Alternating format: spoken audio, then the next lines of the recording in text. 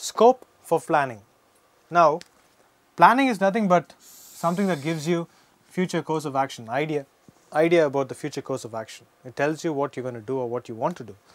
And using the scope of planning, I mean, you understand what it can do, what it can achieve. First thing, it can give you an idea of the future, that is for either repetitive or non-repetitive operations. So you could have new operations, you could have operations or things that keep happening regularly which are nothing but repetitive. You could have a one-time operation, so you have both repetitive and non-repetitive. Second thing is, it helps you set objectives. So what are the things you want to achieve?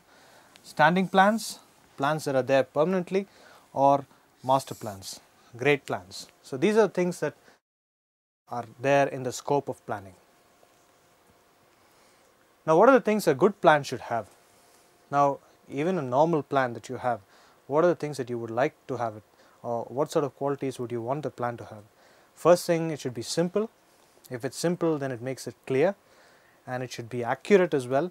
Those are some of the things that we're talking about. One is clearly defined objectives. What is it that you want to achieve? If you're not sure, then the people who are carrying forward the activities will never be sure.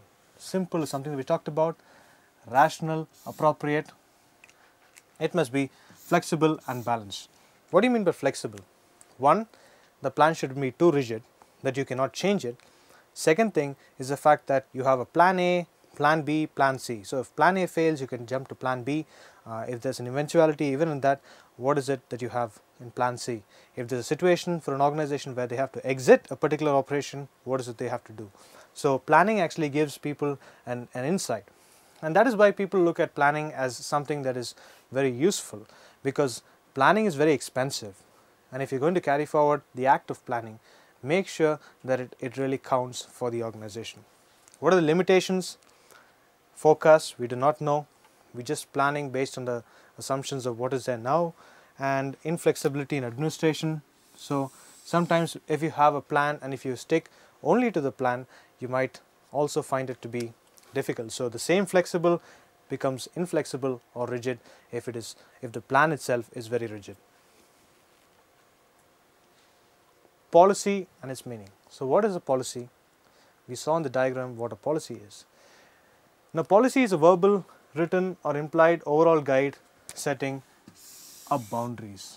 So if you have a policy, it is like a guideline for management. It tells you what are the things or within which area you can actually function. So it gives you a framework. For example, if I say we have a first come first serve policy, the people who come in first receive the gifts or receive the tickets or receive whatever, and that is nothing but the first come first serve policy.